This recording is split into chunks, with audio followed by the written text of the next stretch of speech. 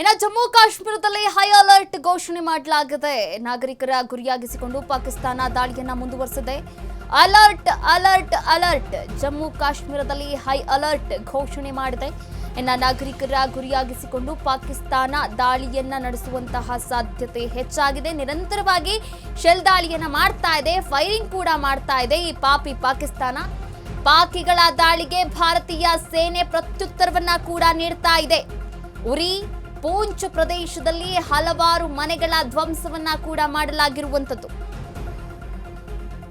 S, ಇನ್ನ ಒಂದು ಕಡೆಯಲ್ಲಿ ನಾವಿಲ್ಲಿ ಗಮನಿಸೋದಾದ್ರೆ ಜಮ್ಮು ಮತ್ತು ಕಾಶ್ಮೀರ ಏನಿದೆ ಗಡಿ ಭಾಗದಲ್ಲಿರುವಂತಹ ಜನರಿಗೆ ಒಂದು ಸೂಚನೆಯನ್ನ ಕೂಡ ನೀಡಲಾಗಿರುವಂತದ್ದು. ಚಂಡೀಗಢ, ಜಮ್ಮು ಕಾಶ್ಮೀರ, ಭಾರತದ ಒಂದು ಗಡಿ ಭಾಗದ ರಾಜ್ಯಗಳು ಯಾವ್ದ್ಯಾವ್ದಿದೆ, ರಾಜ್ಯಗಳಲ್ಲಿರುವಂತಹ ಜಿಲ್ಲೆಗಳು ಯಾವ್ದ್ಯಾವ್ದಿದೆ, ಆ ಎಲ್ಲ ಪ್ರದೇಶಗಳಿಗೂ ಕೂಡ ಅಂದ್ರೆ ಭಾರತದ ಗಡಿ ಒಂದು ಪ್ರದೇಶಗಳಿಗೆ ಸೂಚನೆಯನ್ನ ಕೂಡ ನೀಡಲಾಗಿರುವಂಥದ್ದು. ಕರಾವಳಿ ಭಾಗಕ್ಕೆ ಅದರಲ್ಲೂ ಕೂಡ ಹೈ ಅಲರ್ಟ್ ಘೋಷಣೆ ಮಾಡಲಾಗಿರುವಂಥದ್ದು. ಅಲರ್ಟ್ ಆಗಿರೋಕೆ ಇನ್ನು ಪಾಕಿಗಳ ದಾಳಿಗೆ ಭಾರತೀಯ ಸೇನೆ ಪ್ರತ್ಯುತ್ತರವನ್ನ ಕೂಡ ನೀಡ್ತಾ ಇರುವಂಥದ್ದು. ಜಮ್ಮುವಿನ ಮೇಲೆ ಪಾಕ್ ಮಿಸೈಲ್ ದಾಳಿಯನ್ನ ಕೂಡ ಮಾಡ್ತಾ ಇತ್ತು. ಮಿಸೈಲ್ ದಾಳಿಯನ್ನ ಕೂಡ ಧ್ವಂಸ ಮಾಡಿದೆ. ಪಾಕ್ ಸೂಸೈಡ್ ಡ್ರೋನ್ ಅನ್ನ ದಾಳಿ ಮಾಡಲಾಗಿರುವಂಥದ್ದು. ಇನ್ನು ಡ್ರೋನ್ ಅನ್ನ ಹೊಡೆದುರುಳಿಸಿರುವಂಥದ್ದು ನಮ್ಮ ಭಾರತ. ನಿನ್ನೆ ರಾತ್ರಿಯಿಂದ ಕೂಡ ಏನೆಲ್ಲ ಅಪ್ಡೇಟ್ಸ್ ನಡೀತಾ ಇದೆ, ಆ ಒಂದು ಪ್ರಮುಖವಾದಂತಹ ಸುದ್ದಿಗಳನ್ನ ನೀವು ನಿಮ್ಮ ಅಶ್ವವೇಗ ನ್ಯೂಸ್ ಮೂಲಕ ನೋಡ್ತಾ ಇದ್ದೀರಾ. ಇನ್ನು ಉರಿ ಪೂಂಚ್ ಪ್ರದೇಶದಲ್ಲಿ ಹಲವಾರು ಮನೆಗಳನ್ನ ಧ್ವಂಸ ಮಾಡಲಾಗಿದೆ. ಎಸ್, ನೀವು ಕೂಡ ಗಮನಿಸಬಹುದಾಗಿದೆ. ಈಗಾಗಲೇ ಸಂಪೂರ್ಣವಾಗಿ ಸರ್ವನಾಶದತ್ತ ದಾಪುಗಾಲನ್ನ ಇಡ್ತಾ ಇದೆ ಪಾಕಿಸ್ತಾನ. ಇನ್ನು ಸಂಪೂರ್ಣವಾಗಿ ಸರ್ವನಾಶ ಮಾಡುವಂತಹ ಒಂದು ಕೆಲಸವನ್ನ ಕಾರ್ಯಾಚರಣೆಯನ್ನ ತೊಟ್ಟಿರುವಂಥದ್ದು ನಮ್ಮ ಭಾರತ. ಭಾರತ ಮತ್ತು ಪಾಕ್ ನಡುವೆ ಕ್ಷಣ ಕ್ಷಣಕ್ಕೂ ಕೂಡ ಪರಿಸ್ಥಿತಿ ಉದ್ವಿಗ್ನವಾಗ್ತಾ ಇದೆ. ಉದ್ವಿಗ್ನ ಹೆಚ್ಚುತ್ತಿರುವ ಹಿನ್ನೆಲೆಯಲ್ಲಿ ಜಮ್ಮುವಿನಲ್ಲಿ ಹೈ ಅಲರ್ಟ್ ಆಗಿರಬೇಕು ಅಂತ ಘೋಷಣೆಯನ್ನ ಮಾಡಲಾಗಿರುವಂಥದ್ದು. ಈ ಹಿನ್ನೆಲೆಯಲ್ಲಿ ಜಮ್ಮು ಕಾಶ್ಮೀರದ ಶಾಲಾ ಕಾಲೇಜುಗಳಿಗೆ ರಜೆಯನ್ನ ಘೋಷಣೆ ಮಾಡಲಾಗಿದೆ. ಮುನ್ನೆಚ್ಚರಿಕಾ ಕ್ರಮವಾಗಿ 2 ದಿನಗಳ ಕಾಲ ರಜೆಯನ್ನ ಘೋಷಣೆ ಮಾಡಲಾಗಿರುವಂಥದ್ದು. ಇನ್ನು ಕಾಶ್ಮೀರದ ಶಿಕ್ಷಣ ಸಚಿವೆ ಸಕಿನಾ ಎಟು ಆದೇಶವನ್ನ ಕೂಡ ನೀಡಿದ್ದಾರೆ.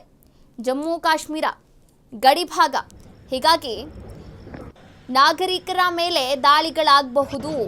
ಈಗಾಗಲೇ ಪಾಕಿಸ್ತಾನ ನಿರಂತರವಾಗಿ ಒಂದು ಕಡೆಯಲ್ಲಿ LOCಯಲ್ಲಿ ದಾಳಿಯನ್ನ ಮಾಡ್ತಾ ಇದೆ.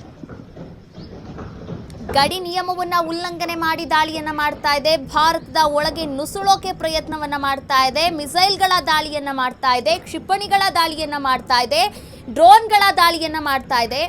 ಆದ್ರೆ ಆ ಎಲ್ಲಾ ದಾಳಿಗಳನ್ನ ಕೂಡ ಹೊಡೆದುರುಳಿಸಿರುವಂತಹ ಭಾರತ ಜಮ್ಮು ಕಾಶ್ಮೀರವನ್ನ ಸುರಕ್ಷಿತವಾಗಿಡಬೇಕು, ಜಮ್ಮು ಕಾಶ್ಮೀರದಲ್ಲಿರುವಂತಹ ನಾಗರಿಕರನ್ನ ಸುರಕ್ಷಿತವಾಗಿಡಬೇಕು ಎನ್ನುವಂತಹ ನಿಟ್ಟಿನಲ್ಲಿ ಜಮ್ಮು ಕಾಶ್ಮೀರದಲ್ಲಿರುವಂತಹ ಶಾಲಾ ಕಾಲೇಜುಗಳಿಗೆ ಈಗಾಗಲೇ ರಜೆಯನ್ನ ಘೋಷಣೆ ಮಾಡಲಾಗಿರುವಂಥದ್ದು. ಇನ್ನು ಹೈ ಅಲರ್ಟ್ ಕೂಡ ಘೋಷಣೆ ಮಾಡಲಾಗಿದೆ. ಮುನ್ನೆಚ್ಚರಿಕಾ ಕ್ರಮವನ್ನ ತೆಗೆದುಕೊಂಡಿದೆ. ಈಗಾಗಲೇ 10ಕ್ಕೂ ಹೆಚ್ಚು ಕಂಟ್ರೋಲ್ ರೂಮ್ಗಳನ್ನ ಕೂಡ ಸ್ಥಾಪನೆ ಮಾಡಲಾಗಿದೆ.